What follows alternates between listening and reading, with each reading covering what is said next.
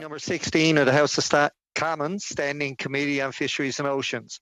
Pursuant to Standing Order 1082 and the motion adopted on October 19, 2020, the committee is meeting on its study of the state of the Pacific salmon.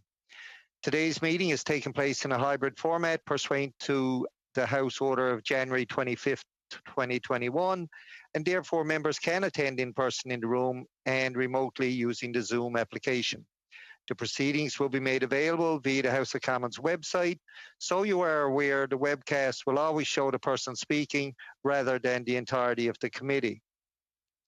Given the ongoing pandemic situation, in light of the recommendations from health authorities as well as the directive of the Board of Internal Economy on January 28, 2021, to remain healthy and safe, all those attending the meeting in person are to maintain 2 meter physical distancing, must wear a non-medical mask when circulating in the room, and it is highly recommended that the mask be worn at all times, including when seated.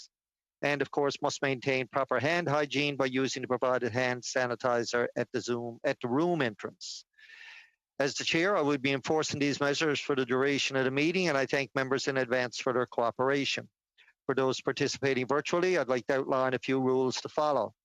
Members and witnesses may speak in the official language of their choice. Interpretation services are available for this meeting. You have the choice at the bottom of your screen of either Floor, English, or French.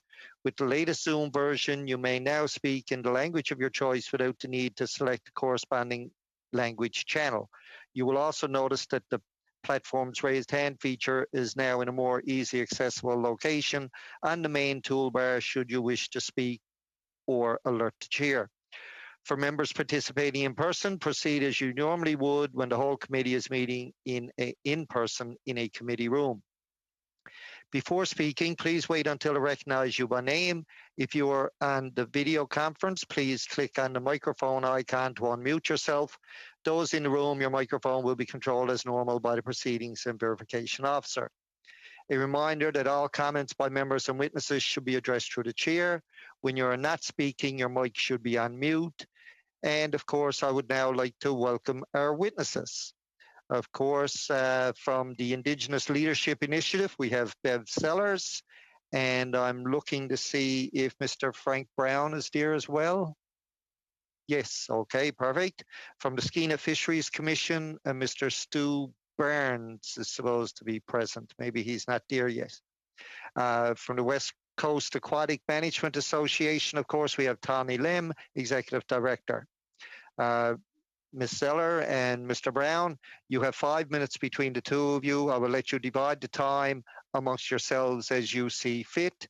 You're good to go now for 5 minutes or less, please. Before you start, I will say, if we run into a problem of hearing a witness or understanding, if it can't be translated properly by interpretation, we will interrupt and probably have to cancel that particular testimony. If that happens, any of the witnesses are more than welcome to send in a written submission of their testimony, and it will be put in as testimony before the committee. Thank you. So when you're ready, you're good to go. Ms. Sellers or Mr. Brown.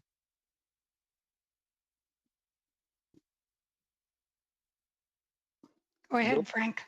Yo himas, Nugwa Glagliasila of the Health Jock from Bella Bella. We are the salmon people.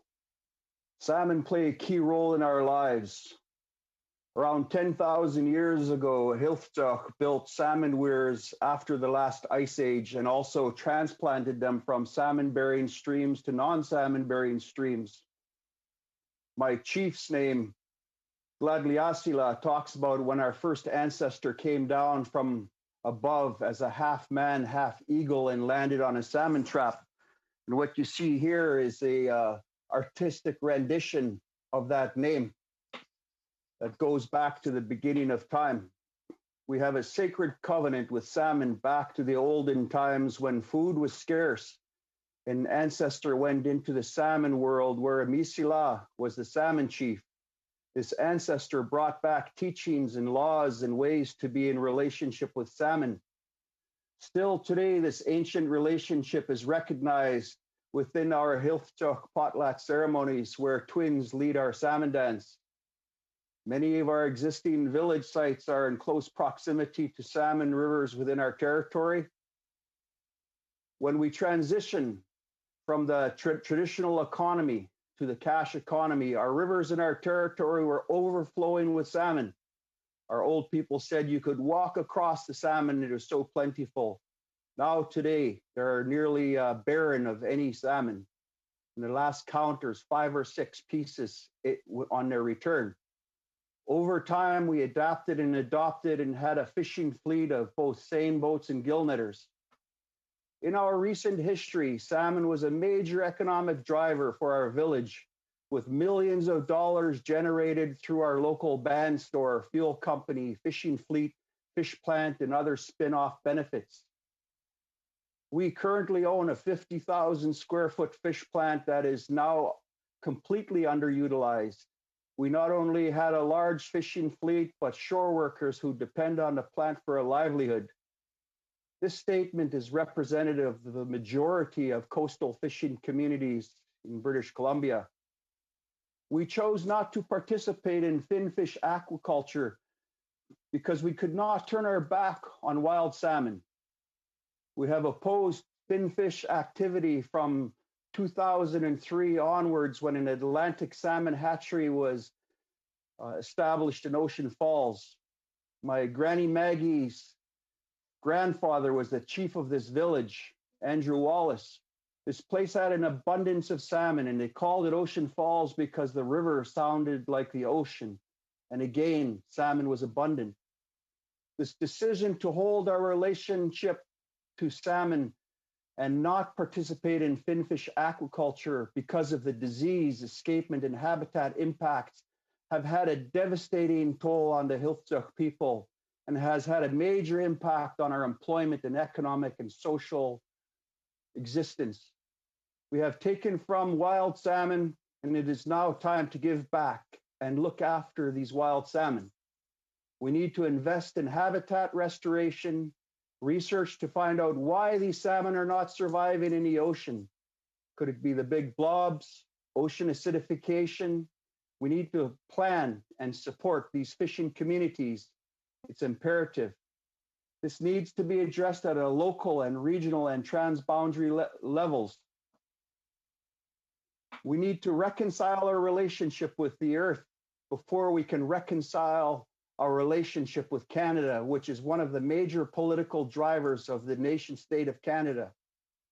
We're going to continue to uphold our responsibility, and we're willing and able to work with Canada to address these needs of the salmon.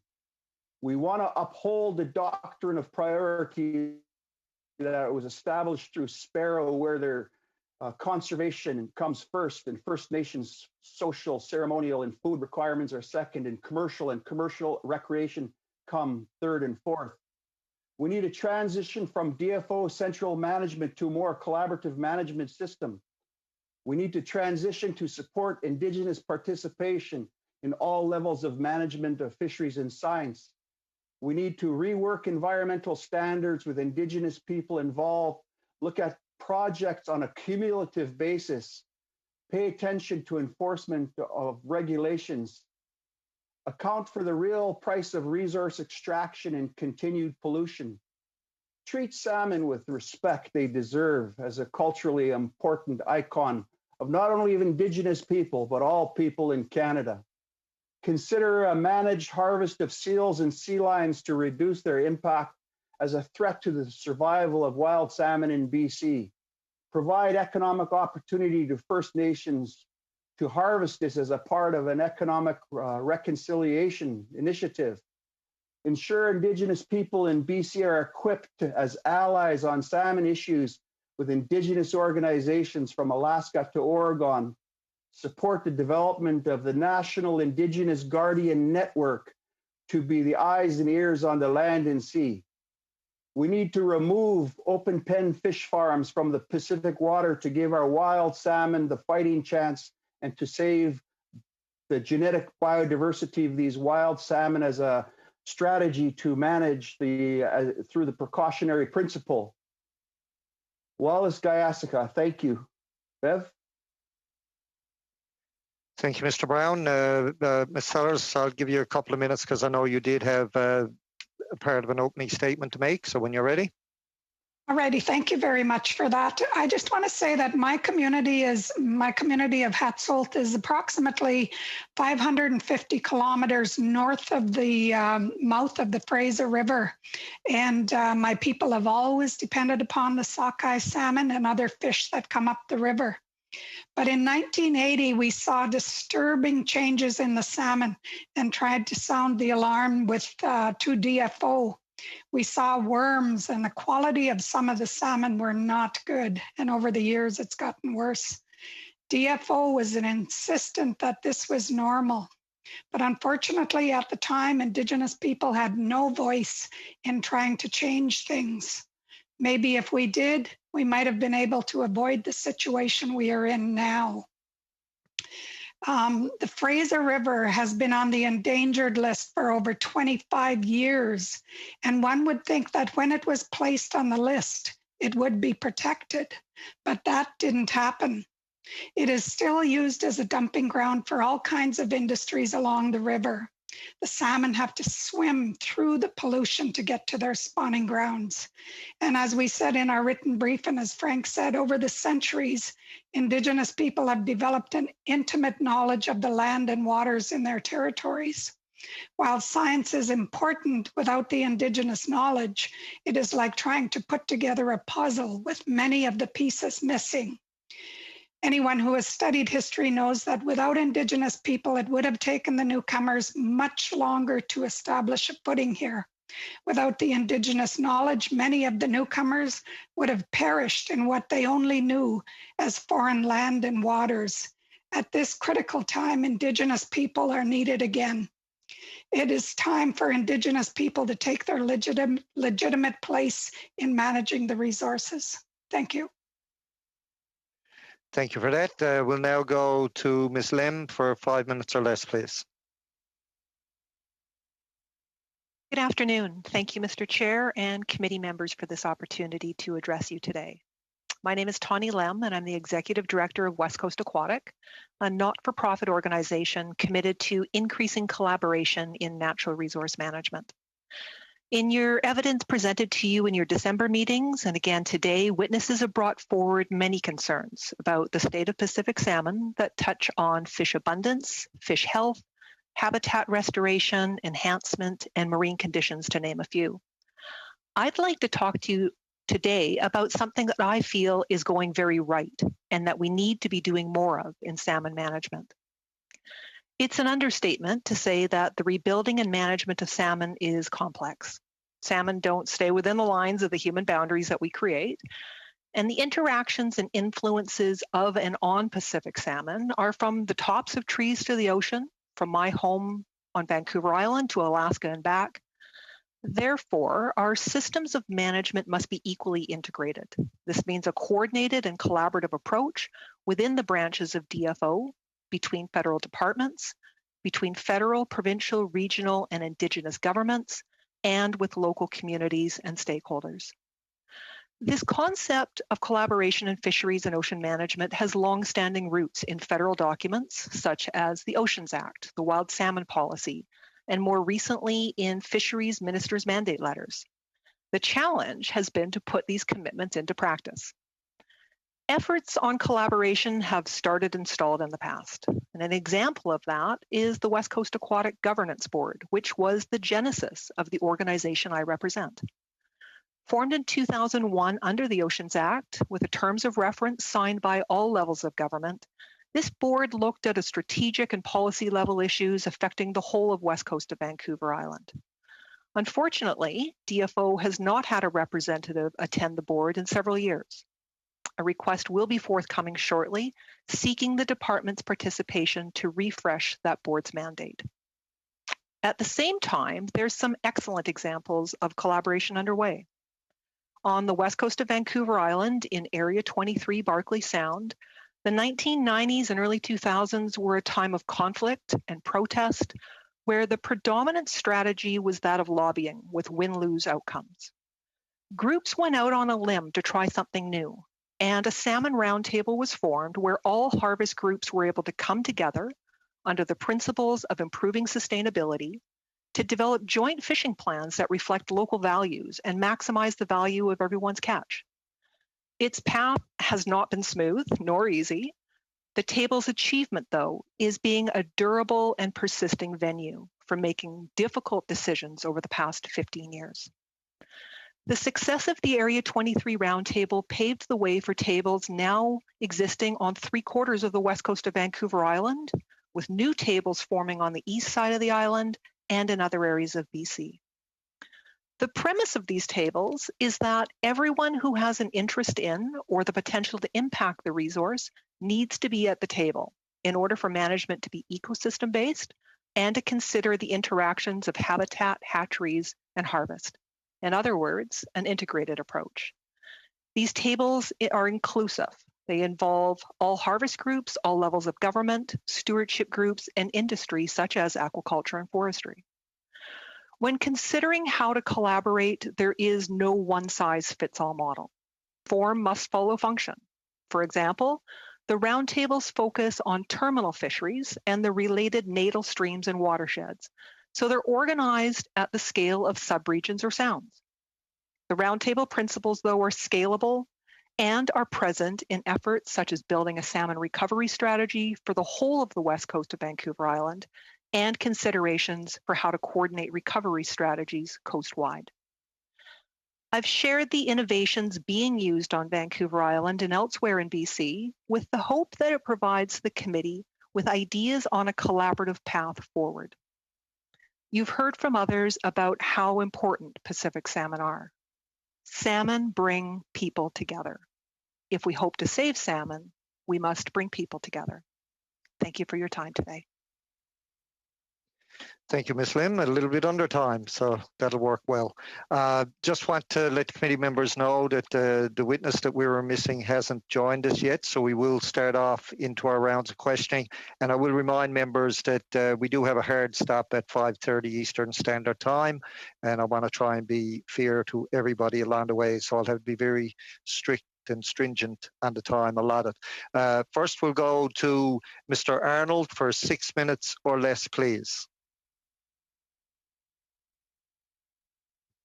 Thank you, Mr. Chair. It's good to be here, and thank you to our witnesses for appearing today.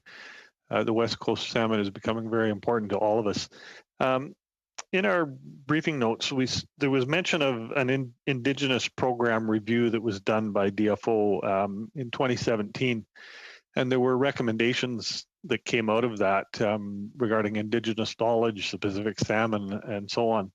One of those recommendations was A-based funding for Indigenous knowledge and science. That means it would be a budget line, not a year-by-year program, something that could be counted on in perpetuity, basically. Is it Mr. Brown or Ms. Sellers, have you seen any of that funding dedicated to any of that work?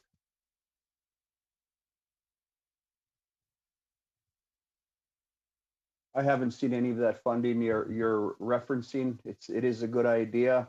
One of our colleagues, Ethel Blondin Andrew, who was also a parliamentarian, was on in the National Fisheries Advisory process, supporting that process. So it takes time to trickle down. So for the Hilftjoch and Bella Bella, we haven't seen that funding yet. I can't speak for anybody else. Thank you. Okay, thank you. Oh, go ahead, sorry. Just for my area, we haven't seen any of that either. Okay, thank you. Good to know. Ms. Lem, you mentioned a collaborative approach with everyone at the table and the round table that seems to be working in, I believe you said Area 23, where everyone can discuss what's needed for the fisheries, the people that harvest the fish, our First Nations, everyone involved. Can you explain possibly any reasons you can see that that's not happening? Not happening in other areas?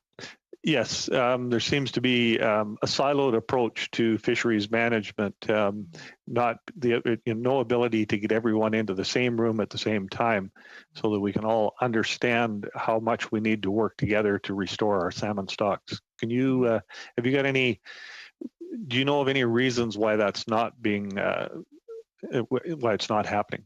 Mm-hmm. I think that there's, probably a few. One of them that you have already mentioned is that concept of that siloed approach. And, it's understood that government is big, but we are seeing evidence of that kind of working between departments and the branches of DFO. So it's taken a little bit of time, but that is coming forward. I think the other, real difficulty is that getting people in the room itself is hard. And often processes are maybe brought forward as a suggestion. They're needed to bring a particular management problem in place, but in the absence of those relationships already being there, it can be difficult for that table to really take hold. So I think in part, one of the things that we've really tried to emphasize is starting to create a bit of a culture, if you will, of collaboration, where the communication is made from the top all the way down and giving some people some concrete ideas of how to bring these tables forward. Thank you. Thank you. Going back maybe to Mr. Barnes, Ms. Sellers, and Mr. Brown. Mr. Brown, you particularly mentioned the multiple factors that are affecting our fisheries out there. And one of the things that's been looked at is more selective fisheries more in river, very selective of specific stocks and so on. Have you been able to implement any of those programs in your areas? If so, was it relatively, or was it your nations that were putting forward those proposals? And if not, was there any reason you weren't able to? Thank you for the question, Mr. Chairman. I have referenced the long history of our people on the coast, and that's exactly where we were harvesting the salmon through the weirs that I mentioned, both rock weirs and wooden weirs that were placed at the mouth of the river, and we could selectively harvest salmon. That changed with the Industrial Revolution, and now the situation that we referred to with regards to conflict basically came because of gear conflict between the seines and the gill netters and the natives fighting over an ever shrinking biomass of salmon. And what I was suggesting is that the doctrine of priority be enforced, specifically conservation first, food, social, ceremonial, commercial, and commercial recreational. That's what the legal directive is. But what often happens is it's the economic trumps.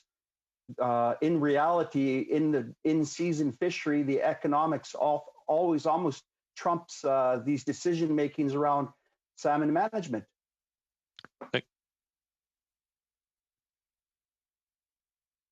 Thank you. Did anyone else have a short comment on that?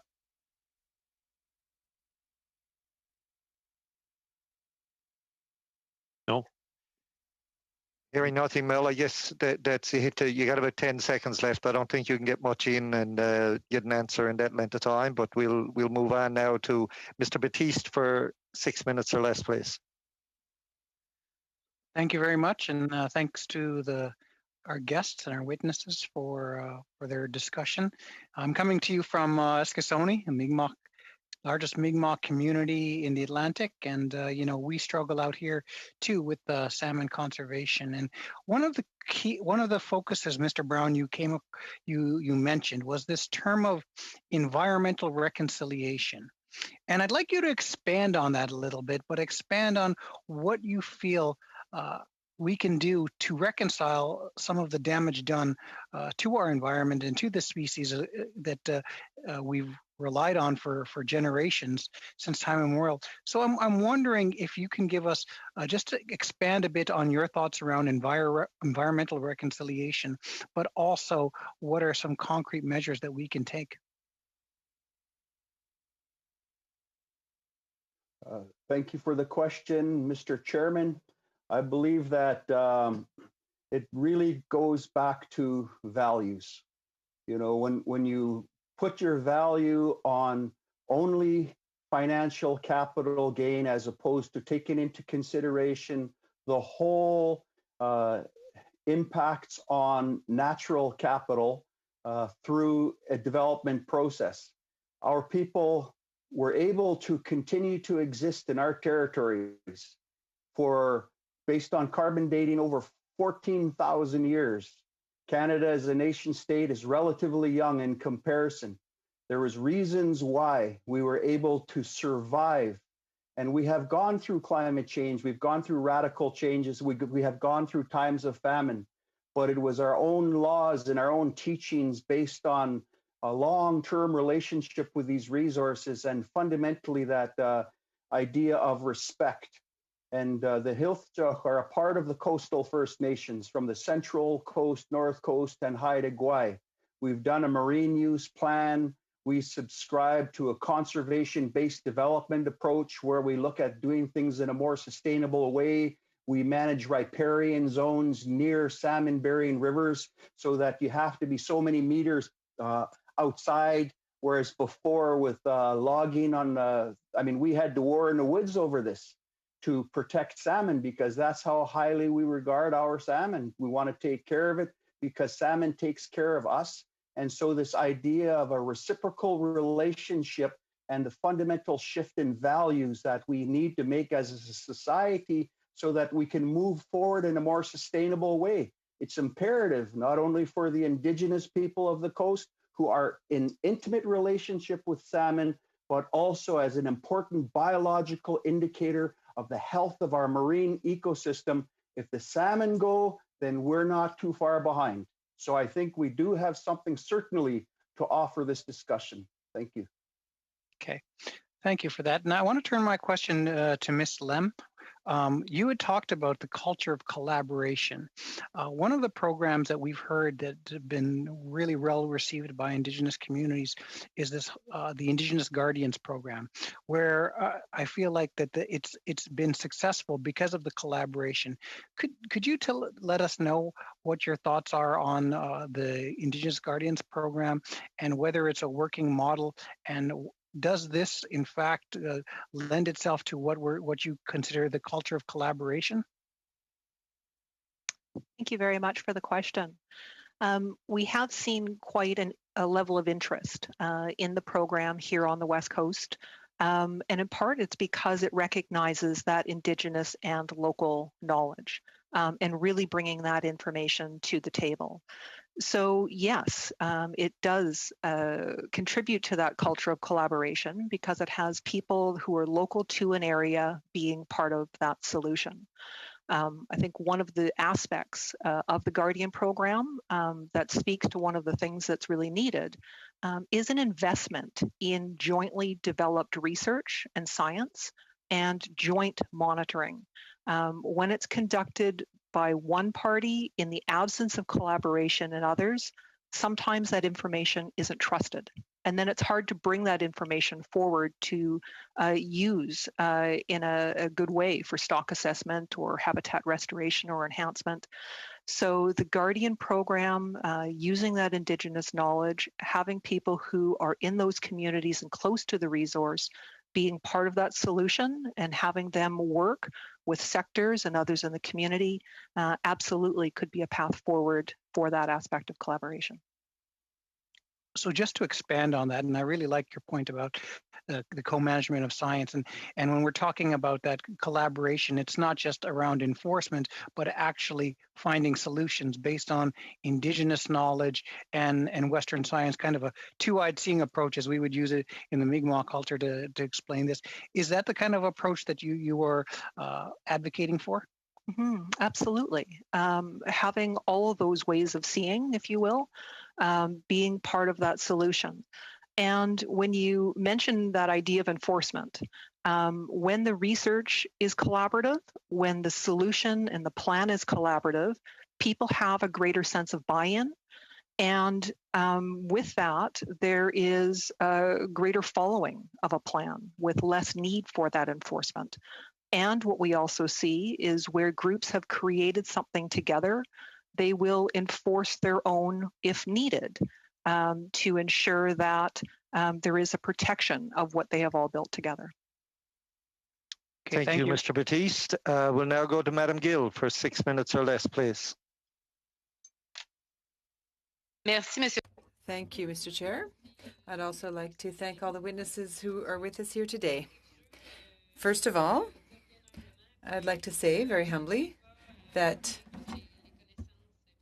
I obviously don't have all of these traditional knowledge when it comes to fishing and the ecosystem and salmon itself. But the witnesses that are with us, and I have no specific, the question isn't addressed to anyone in particular, but perhaps we could hear more about this knowledge, generally speaking. And then I have some follow-up questions. Are these sources available for the department? Does the department consult them? And thirdly, I know it may be difficult to say, but how much can we say that the department understands, hears, and uses this traditional knowledge for the well-being of salmon populations in the Pacific? Thank you. Can I answer that? Yep, please, Bev, go ahead. Okay. So with the Indigenous knowledge, you know, before the newcomers came, there was the natural laws and common sense that Indigenous people, and what they do is they get down into the nitty-gritty of being on the land. They see the small changes like we did 40 years ago when we started seeing the change in the salmon. You know, and so we go from the natural laws and common sense to this whole web of man-made laws that are, you know, many times harmful instead of helpful. And these laws seem to be focusing more on advancing business development goals. And at some point, you know, I say we have two economies. We have the Indigenous economy that walks on the land and swims in the waters and grows on the land. And we have the other economy, the monetary economy. And that monetary economy is going to eventually kill the other economy. And I'll use my sister Tina as an example of what happens. She's the hunter in our family. And she goes out and she sees the changes, and she came back one day and she was just angry because they had logged out the moose calving grounds. Now, if Indigenous people had been involved in that, that wouldn't have happened. So these are just examples. There have to be no-go zones. I'm sorry, I've got vocal cord problems. So Frank, I'll turn it over to you. Mr. Chairman, just to the question about resources that are available for reference purposes. In British Columbia, in the International Year of Biodiversity, I was an advisor to scientists exploring this question of biodiversity conservation. And we wrote a paper called the Coastal First Nations Fundamental Truths with Regards to Biodiversity, Sustainability, and Stewardship. And we had the Haida, the Namgis, and the Hilftjoch knowledge keepers that basically were educated in Western methods, but also students of our culture. And we looked at this question, are there core values along the coast? And these knowledge keepers said, well, of course, silly. And then the next question was, well, what are they? And so we came up with these 7 core value statements or fundamental truths. That publication is available. And how we validated our truths was our stories, practices, language, and maps, because it's the language that holds the knowledge. It's like the bio biodiversity mirrors cultural diversity. And so the genetic biodiversity of wild salmon is imperative, because that's what gives the salmon the resiliency to adapt and adopt to climate change and other issues that will be challenging them. And so it's the same with our culture. There's very rich and diverse cultures, and having these relationships with this resource. And so as far as the government to government work goes, I mean, unfortunately, the history has been one of disrespect and exploitation. And the only time we get any movement when it becomes combative, when we have to stand up for these resources because they don't have a voice for themselves. And this, I used to be on the Pacific Fisheries Conservation Council, making recommendations to the federal and provincial minister of fisheries. And I heard firsthand from the Atlantic Conservation Society about how DFO is hundreds of percentage off the biomass projections for decades, and how the economic pressure of the draggers also caused the collapse of the cod fishery.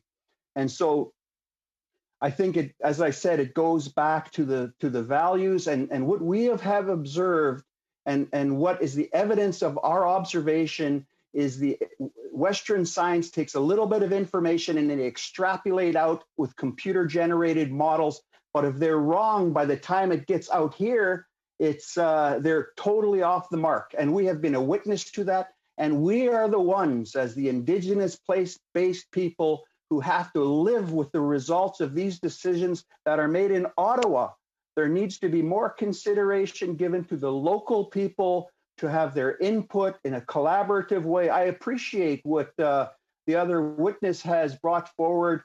The First Nations are about collaboration. We are about collaboration. We believe in taking the best of what Western science has to offer, but also incorporating our traditional and local knowledge to make informed decision-making, and holding the salmon up as the key resource that sustained us all through the millennia.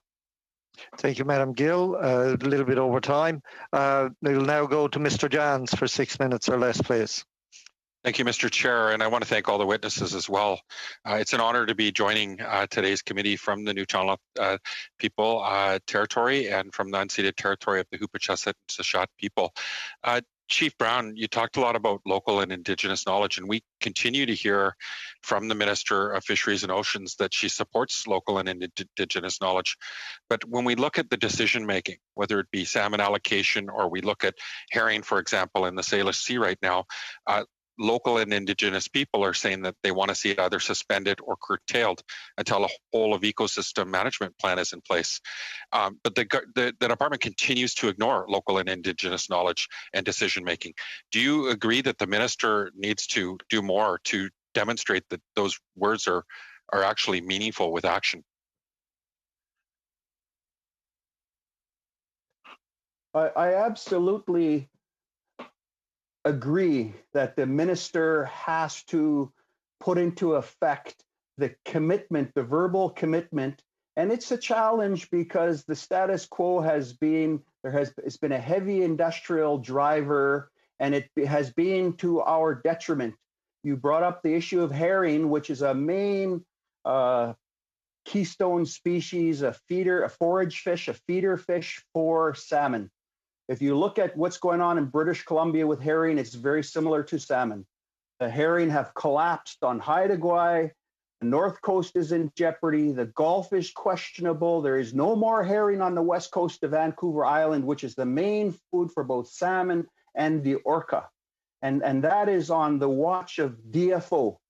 And we had to basically take direct action and occupy the Department of Fisheries and Oceans office because the herring biomass collapsed in our territorial waters for 6 years. And then finally, when it started to come back a little bit, they wanted to have a commercial fishery. And we said, no, you cannot do that. You got to give the herring an opportunity to rebuild. I mean, look what happened in the Atlantic. We took it right down to the last cod. When are we going to learn? You know, we have to do things differently. The other thing is, yes, I believe the Indigenous people are the voice of reason in this deliberation, but we have it's massive because we're dealing with transboundary issues. We're dealing with Alaska and Oregon, who are all, you know, salmon don't know national or international boundaries. We do have to work collaboratively so that the salmon can have a fighting chance. And the Minister of Fisheries has to show leadership, has to show courage, and be able to hold back the line and hold salmon as the priority, not only the economic interests, because that approach and that business model has not served us well. It's been 100 years, and we have seen an absolute destruction of salmon. We have over 20 salmon-bearing rivers in our territory, and last year we had 6 salmon return in one river. It's just like what the inshore cod fishery were saying in the Atlantic. There's no cod here, but DFO is saying, no, our computer-generated models say that there's this biomass. Well, the people who are living there, the local knowledge keepers, are the ones that should be advising this process, and that's Excellent. the point. I appreciate that. Ms. Lem, you know, you talked about, and I really appreciate all of your testimony. There's a new mandate letter, and it states that just came out on January 15th, and it cites it's directing the minister to work in close collaboration with relevant ministers as well as with First Nations, provincial and territory authorities, fishing and stewardship organizations, which I would identify as yourselves, and implicated communities across the Pacific region to bring forward a Pacific salmon strategy and deliver on our commitment to conserve and protect wild Pacific salmon and their habitats and ecosystems. Now, I believe that we're in a wild salmon emergency right now, and we haven't heard the minister come out and call it that. We need to hear that. But maybe, Ms. Lem, you can talk about what resources are you getting now? And we've cited the importance of your management tables. We recognize that. And what is needed? I mean, we've got right now a BC Salmon Restoration Fund of $142.8 million, literally a drop in the bucket for what's needed. People are saying that we need that every year, not over 5 years. Can you speak about what resources are necessary, and what do you see in that mandate letter that you could bring forward? Because they're now saying that your groups would be identified in this. What resources would you need to be able to advance this? Thank you very much for the question, Mr. Johns. I think from an intangible standpoint, from the federal, we need that commitment that's communicated throughout government to improve their participation and foster development of and remove any barriers that are there for collaboration. As I mentioned before, building that culture. From a tangible standpoint, making sure that there is integration within the federal structures so they can support that ability to work across branches and departments. As mentioned before, to invest in that jointly developed research and science that supports these tables, and to seek input from those who are in a collaborative process, asking what they need for their development and success. And I appreciate the commitment of government for collaboration, but in part where we see the most success of these tables is it's coming from where the need for the table has been identified by those directly affected. So it's coming from those internal to the issue, not mandated from an external source. I mean, collaboration's a choice. There has to be that willingness there. So we need to be able to give space to local groups to build a process that really works for them. In essence, it has to be emergent for a group to have that best opportunity to develop that localized solution of how they're going to work together, and having those groups identify the resources that are needed to support the work that they're doing together. Thank you, Mr. Johns. We'll now go to Mr. Calkins for 5 minutes or less, please. Thank you, Chair. And if I may, can we just use first names? It would make it easier for me. So I'm going to start with you, Frank, if you don't mind, or Bev, please feel free to add in if you like. I want to talk to you a little bit about these weirs, and maybe is it pound traps or what the technology that First Nations used to use. And you mentioned, Frank, about the ability to do very selective fishing. Could you comment on how selective weir fishing or pound trap fishing can be? Mr. Chairman, the weirs are ingenious in their simplicity. As we know, if we're coast dwellers, the tide rises and falls every 6 hours. And so as the tide rises, those weirs catch the salmon, the rock weirs. And so they come in and they get stuck in there, and our people used to go and get them. Like, we had a very sophisticated governance system, and the chief was the one that did the oversight in managing the salmon. And so that was one example of how this could be done. Also, the Coast Salish in the Salish Sea had the reef net fishing, which were also weirs. And there was weirs in rivers, which would guide the salmon into a certain area, and you could go and pick out specific pieces of salmon. So that ancient technology and that sustainable technology still exists today. So when I was, I visit the coast all the time. You can probably tell by the wall behind me that I like going fishing and hunting and doing some of those things. And I've been a fish counter before for Fish and Wildlife here in Alberta, and I've seen fish counting stations on weirs and, like you say, these diversion channels. So I know that you're able to count pink salmon and sockeyes as they come through. So the ability for selective fishing is there. Would First Nations communities, and I know there's lots of partnerships with First Nations in hatchery processes, would First Nations communities care if they were allowed to use selective fishing techniques, whether or not the salmon that they were keeping for food, social, ceremonial, even economic considerations, would they care if they were from a hatchery, or and thereby being able to leave wild fish to continue on up the streams to spawn? Would that be something of interest? Well, I don't have any authority to speak for all of First Nations, first of all. I can speak for myself, and I'm a leader of my nation. I think that, we have had a salmon hatchery for well over 30 years, and all of the other systems are basically barren. We get a little bit of recruitment from our salmon hatcheries. But if you look at, there was a conflict with this idea of hatcheries, because again, it's the whole issue of the genetics and the monoculture of the hatcheries, and for some reason, the Salmon Enhancement Program has not been supported. I've talked to many fishermen and who have advocated for ocean ranching. I'm not going there, Frank. Let me maybe just give you a little bit more specific. Sure. So if there were some hatchery fish coming back, the ability for First Nations to actually collect and select all of the hatchery fish out so that they don't get back necessarily into the breeding stock, leaving the wild ones to go back and actually do the breeding. So therefore, you eliminate the genetic drift that a hatchery is alleged to cause. But yet you still have more access to salmon, and not going to the extreme of ocean ranching. I don't think anybody in Canada wants to go there. I'm talking about mark selective fishing. This works for recreational fishermen. Would it work as well for food, social, ceremonial, and even some type of economic catch for people for when the salmon return to the rivers? Because right now when I go out there, I see nets that are being used in our flowing waters, and some of them get caught up, and sturgeon, there's bycatch, there's fish that are caught that are not necessarily wanted to be caught. And I'm wondering if there would be a consideration for how effective a new technique or a selective technique might be to satisfy everybody's needs, including the longevity of wild salmon. Well, we have a doctrine of priority. Conservation comes first. We're going to have to do everything in our power to save wild salmon, number one.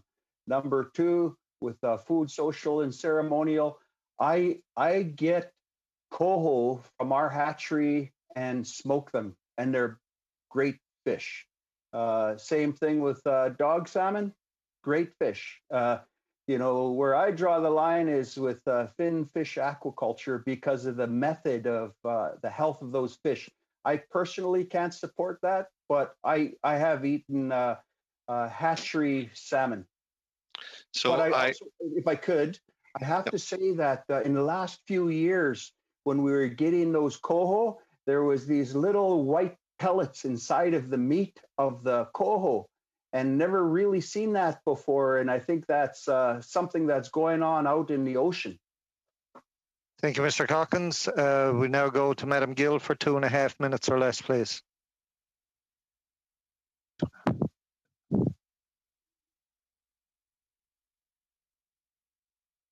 Merci. Thank you, Mr. Chair.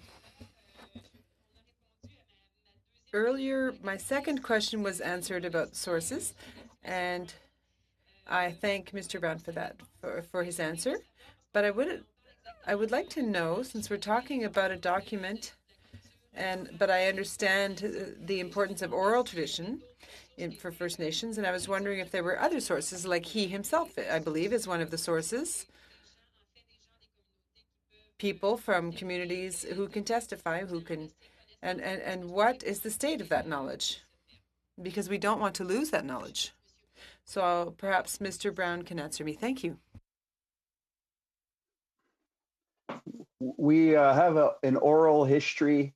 That's how our knowledge has been transferred intergenerationally for 700 generations for the Hilftach people.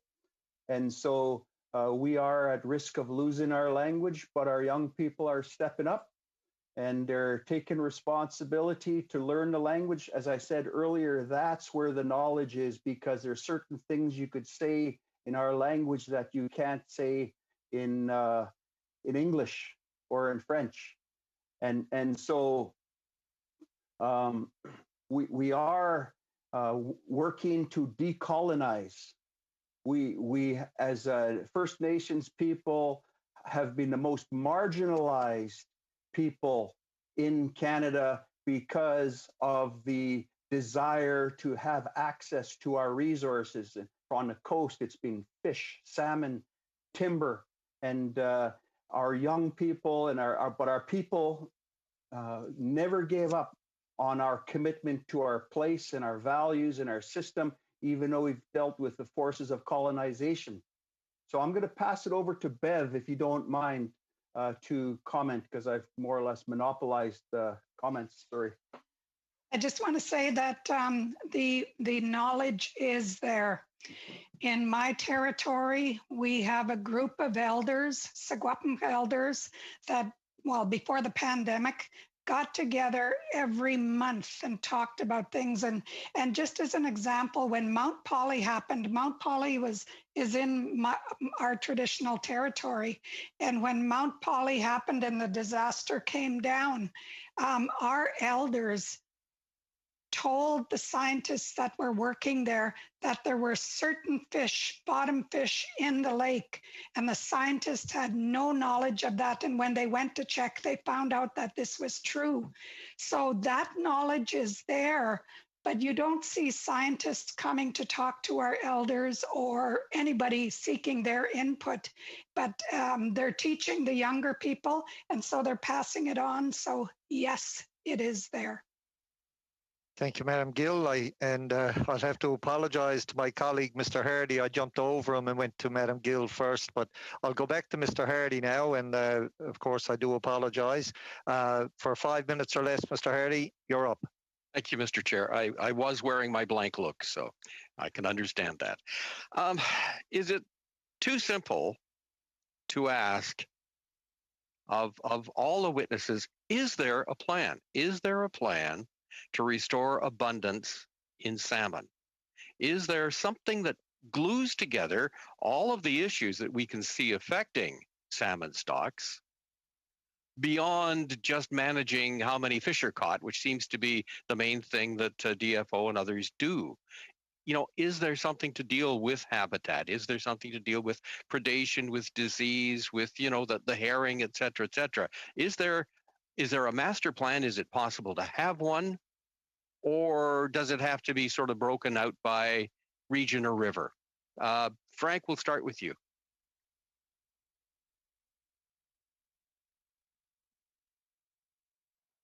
Thank you for the question, Mr. Chairman. I think that Tawani has the right idea and what they're doing at West Coast Aquatic. You know, in the Delgamuukw decision, it said, we are all here to stay. We need to work together. We need to set the arena so that we can put our interests forward. This isn't unprecedented. You know, we have been in this process, in particular with the coastal First Nations and the War in the Woods, where we had loggers and other governments and the First Nations come together to come up with a more sustainable development around forest management. And so I think, Frank, I'm sorry, I'm going to have to cut this fairly short because I don't have a lot of time. So let me go to Ms. Lem then and ask that same question. Who owns the plan?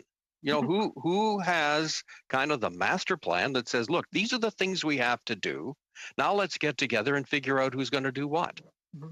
Thank you very much for the question. Some of those plans are in development. And I think what we need to remember is that it really is a question of scale. You asked, you know, is it river by river? Is it province-wide or coast-wide? It's all of those things. There is work that has to happen at a watershed level. There's work that has to be done at a sub-regional or sound level. There's work that needs to be done on a south coast and then a coast-wide or province-wide basis. And all of those have to come together in an integrated way.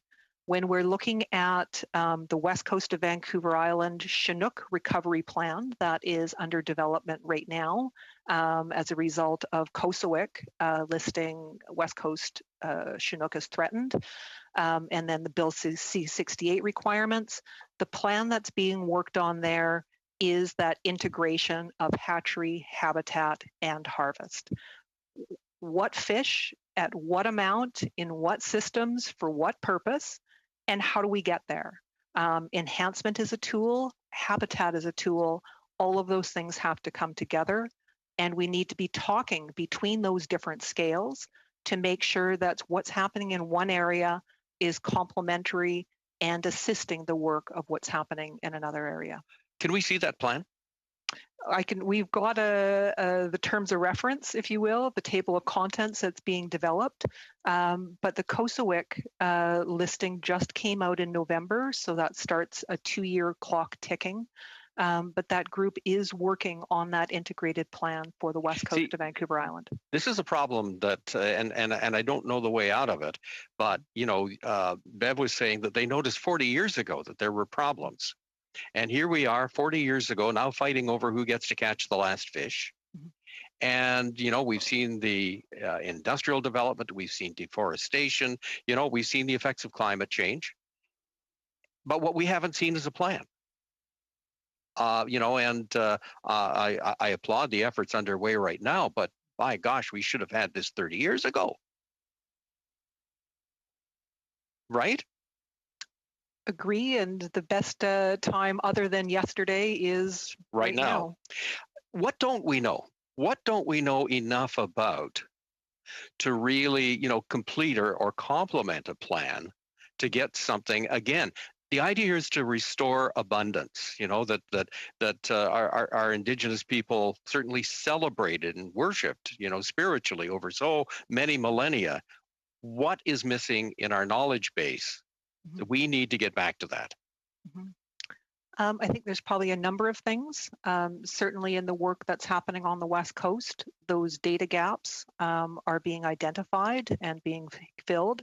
The folks at the table, as opposed to myself as the facilitator, are really the ones to answer that for you.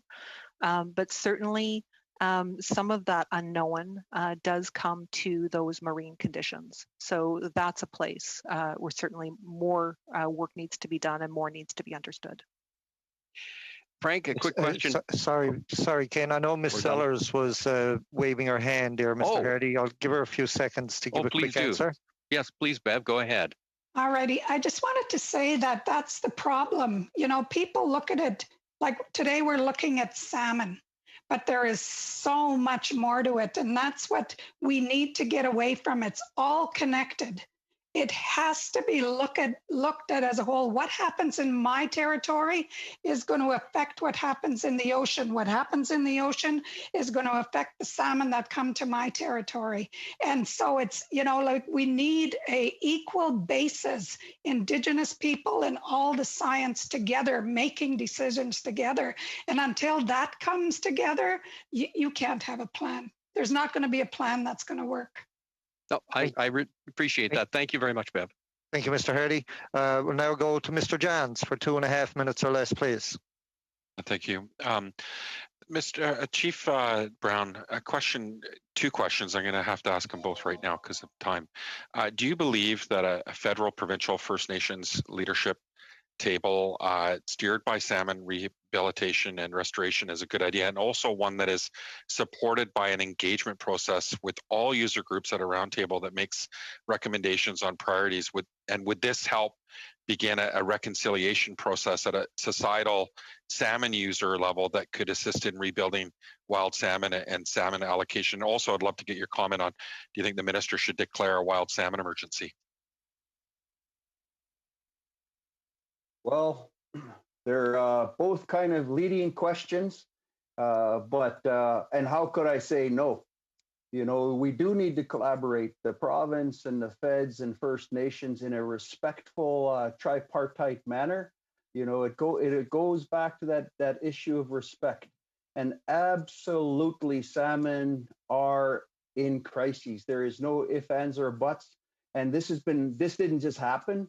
When I was with the Fisheries Conservation Council 20 years ago, the sockeye salmon were outside of the Fraser River, and this is to support Bev's point.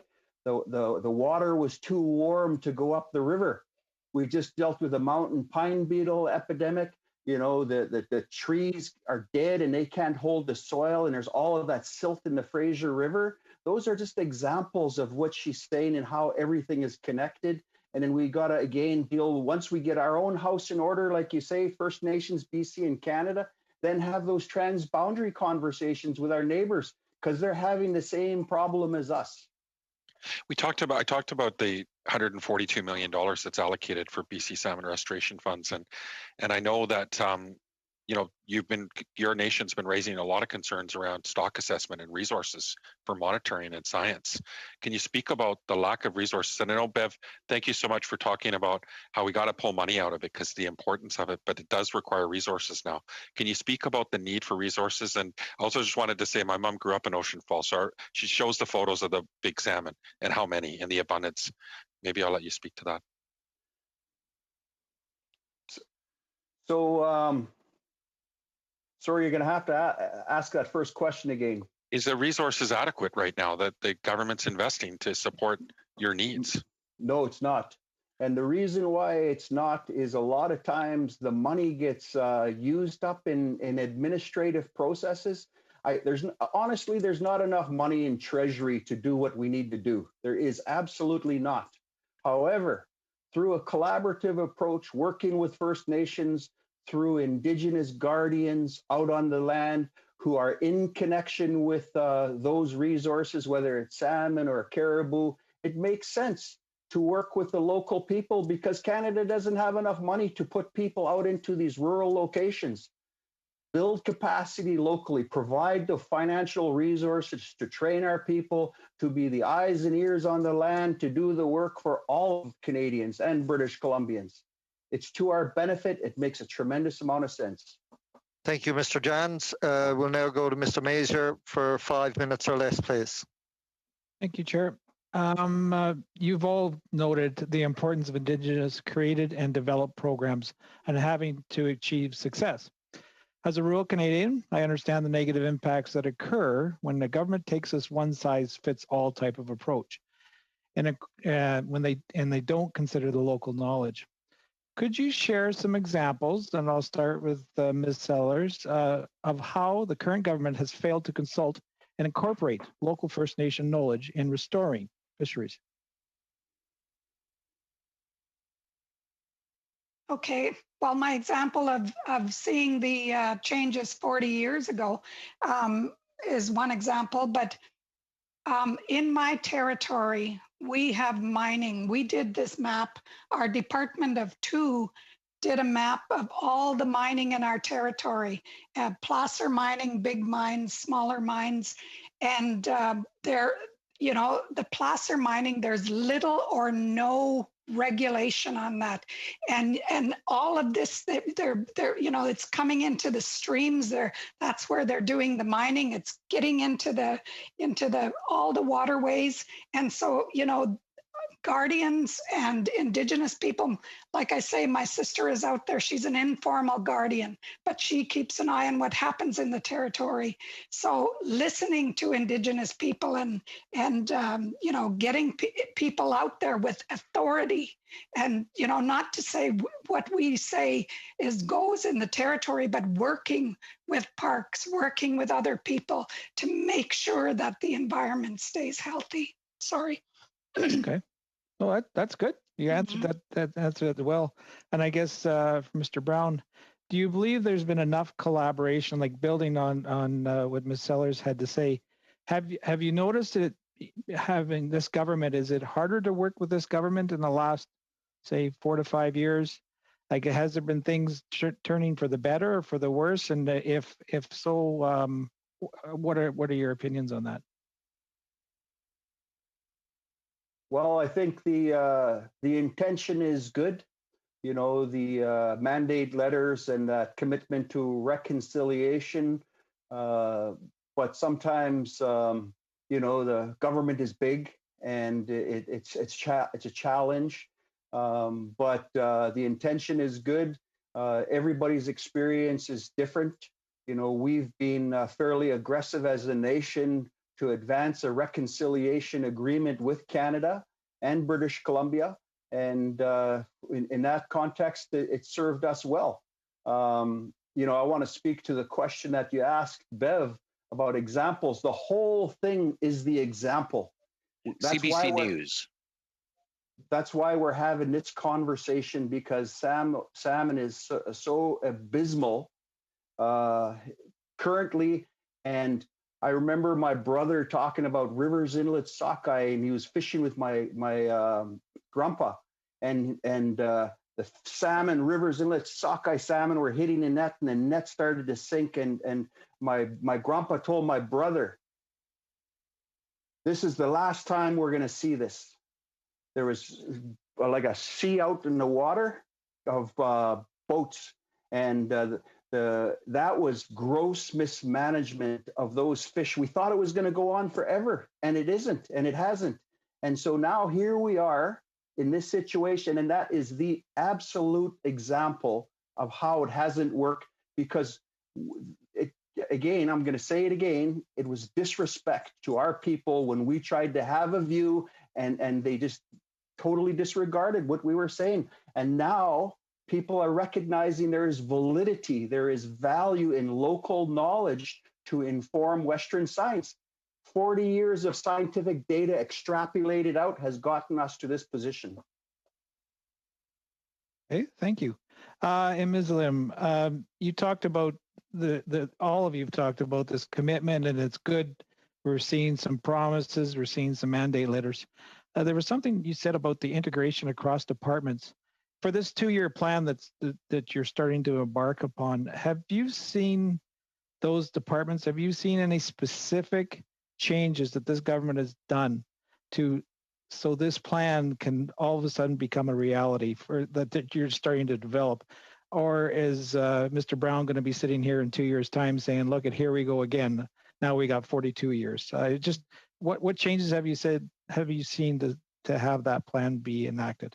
Mm-hmm. Thank you for the question.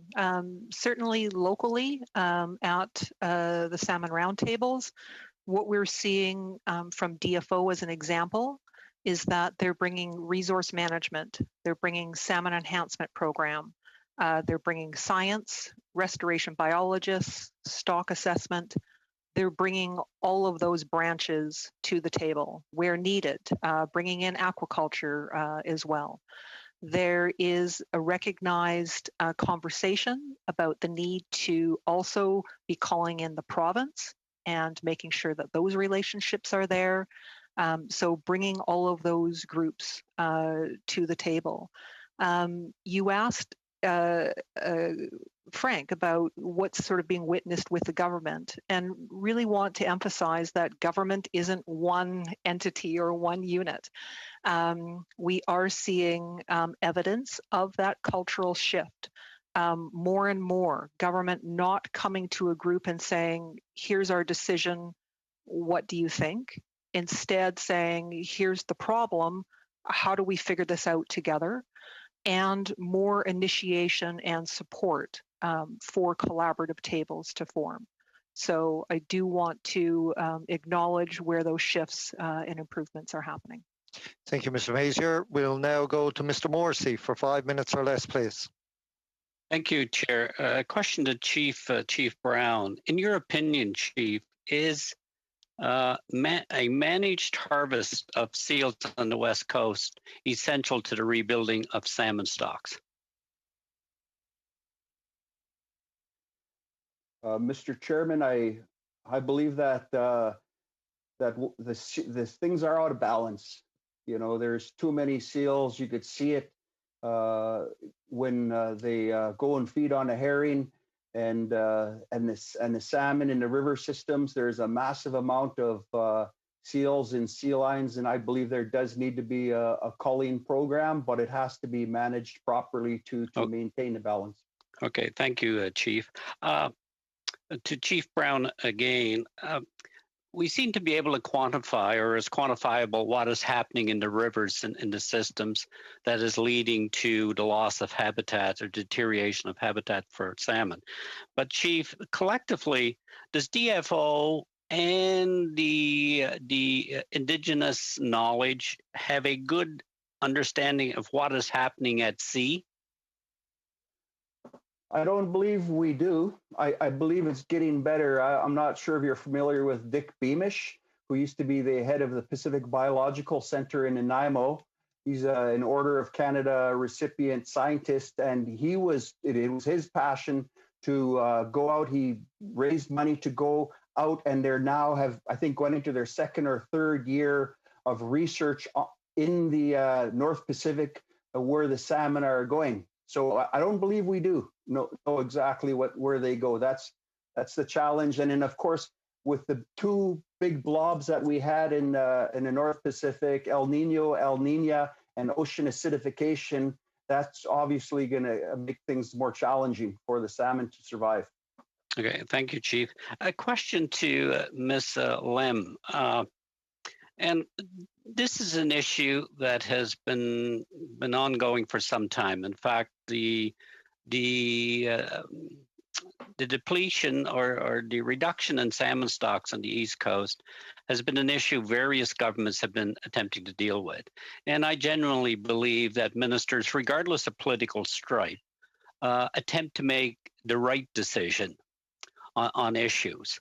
So with that basis, and I genuinely believe that ministers, regardless of political stripe, always try to make good decisions. So in that view, if you could sum up, what has DFO got consistently wrong over the last period of time? And what is the one thing they have to get right to change this? Thank you for the question. This really requires that integration. And what we do see from time to time is those increased efforts and then some waning. I think about recently where the provincial government had a BC salmon strategy and a group that they were putting together. And in taking a look at that, we took a look at some historical documents that showed agreements and protocols, for example, between the federal government and the provincial government in order for them to be connecting and working together on salmon. Some of those groups started and then for whatever reasons became stalled or stopped. So lack of continuity on planning between both levels of government has been completely got it wrong. Could you then identify what is the one thing that essential to getting it right, or this iconic fishery could be lost? I think just that commitment that we are in this together, that no one party has the knowledge or the resources to do this on their own, and that we need to commit long-term to develop the plan, implement the plan, monitor its effectiveness, and iterate as we need to. So with that, then you made a comment, but Bobby, Mr. Morrissey, I believe Mr. Brown had his hand up to give the response to that question. Yes, I think one of the issues is the the issue of fettering of the authority of the minister. Every time we develop a plan and move forward, we always get pushback in that regard. You don't have any decision-making authority. And so there needs to be power sharing with the local communities that are living in those regions, because it's all centralized power out of Ottawa. I think that would be a solution if there was a way to share decision-making power through this mechanism you've talked about, by creating a collaborative governance process. Thank you, Mr. Morrissey. We'll now go to Mr. Bragdon for 5 minutes or less, please. Thank you, Mr. Chair, and thank you, honored guests and panelists. We appreciate hearing from you and the valuable insights and perspective and passion that you bring to this very important challenge that we're all facing together. Obviously, we've been hearing from each of you this evening and throughout this study, the challenges that we're facing with the lack of coordination. And it seems like everyone has the same objective. We want to see, the salmon restored to healthy stock levels and be there for future generations. But I want to ask you, what do you think should be done that isn't being done by the current government to help with the Pacific salmon in particular? And I know we've heard several thoughts along that tonight, certain veins, certain aspects, but I'm trying to break it down into what are the actionable steps that you would recommend need to be taken right away to get to a solution as quickly as possible. So I'll start with you, Chief Brown, and then go to the other guests. Oh, you're on mute, sir. So I think we need to come up with a plan. As your colleague said, Honorable Hardy, he spoke to this master plan. I think that's the idea. There needs to be that put together, and then adequate resources to do the work, simply at a high level. I also think that, not to be critical, but DFO is conflicted. They're supposed to be managing to the precautionary principle, especially during these critical times of the biomass decline of wild salmon. And yet, they're investing in finfish aquaculture. When I was on at Fisheries Conservation Council, $75 million annually invested into finfish aquaculture, while they're supposed to be protecting and managing wild salmon. Thank you. Anything to add to that, Bev? Yes. Yeah. I think, the environmental assessment process that happens needs to recognize jurisdictional authority of First Nations. And we also need to, get that information that they get. And it has to be a neutral, independent body, and not one that seems to focus on business development goals more than the environment. There should be no-go zones, absolutely no-go zones.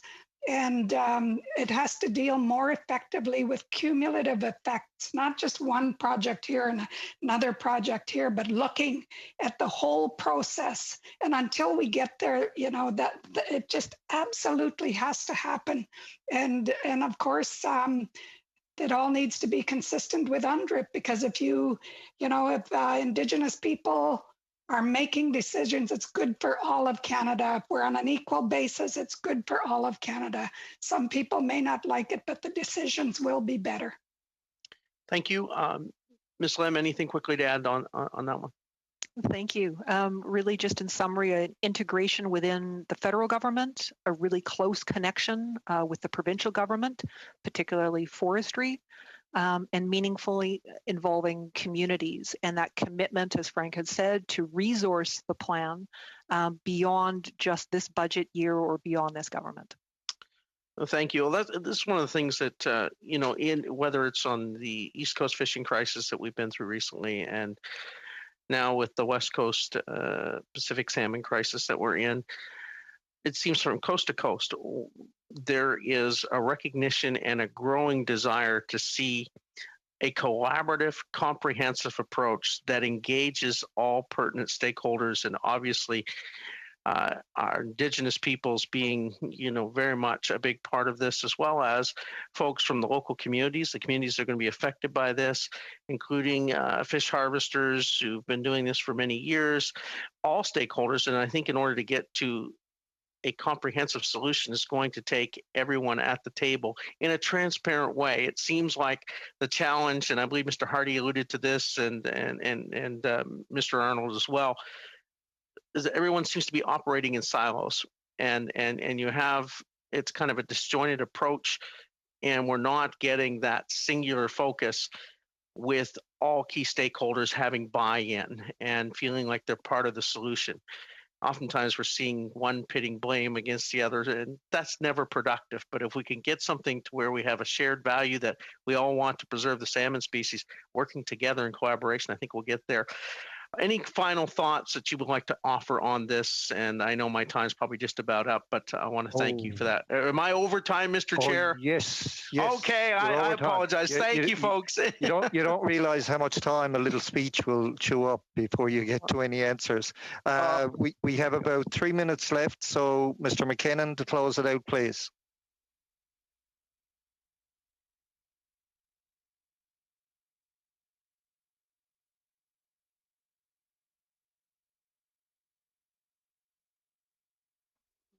Sorry, I have to be unmuted apparently. So thank you, Mr. Chair. So my question will be to Chief Brown. I noticed at the outset you indicated a perspective based on the North Coast and the Skeena river system. My perspective, I have a riding that is on the Fraser. So what I know about the Fraser, I'm going to try to find out if there's similar problems in the Skeena water system as well. So over the years, we've lost habitat. We've destroyed habitat. In my own community, a dam was built across the Coquitlam River over 100 years ago. It killed the sockeye run. Same story with the Alouette River right next door. Up and down the Fraser in the lower reaches, there are flood control gates that are fish hostile. There's loss of marshlands along the river so that the smolts can't acclimate properly before they hit the sea, and this is potentially one of the major factors in the massive die-off when they reach the sea. And of course, there's also pollution, as Ms. Sellers mentioned as well. So I guess I'm wondering what kind of habitat destruction, what kind of massive changes to the Skeena habitat are there? I suspect it's less developed than down here. I've never been up there, but nevertheless, they could be very much significant. And of course, the Skeena is really the other great river system in our province. So I would welcome whatever visibility you could give to that. Well, it's complicated as we've said. I know this is going to be my concluding comment here. I want to thank you for listening to what we had to share about the salmon. I hope you can do some good work to create the changes that are necessary. Now, to the question, whether it's the Skeena or the Fraser or the Nass, all of these systems are the same because there's other things outside. Like we have river valley systems that are completely intact, but the salmon aren't going back there because it's such a large issue that we're dealing with. And Mr. Chairman, I want to say for the parliamentarians that aren't familiar with British Columbia, that we are non-treaty natives, that we still own title to the lands and waters in which we live. And that's why they set up the different initiatives to deal with this question of the lands and resource title. That has to go on the record. And so there was a reference to us being stakeholders. We are not stakeholders. We are title holders. We own this land and the water and the resources. But we also recognize that we have to work together collaboratively, and we're willing and able to do that. This is such a large issue. It's time sensitive. We have to do something in short order, as one of your colleagues said, sir, that I don't want to be back here in 2 years. I appreciate the invitation to come and share a local insight. And I wish you well in doing the work on behalf of all of us to save our salmon. Wallace Gayasaka, thank you. Thank you. That closes up the session for today. I want to say thank you to our witnesses. Very informative hour and a half of testimony, I have to say, and hopefully we can write some of that information into the report at the end. I want to apologise, of course, to committee members for not getting more questioning in, but I've been told that on Mondays it's a dead stop at 5:30 Eastern Standard Time. On Wednesdays we do have some leeway that we can do some continuation when votes cut into our session. So I'll bid everybody farewell for today and safe travels wherever today may bring you. And thank you to Mike Kellaway for being such a great participant today in substituting in for Mr. Cormier. Again, bye everyone. We'll hopefully see everyone on Wednesday.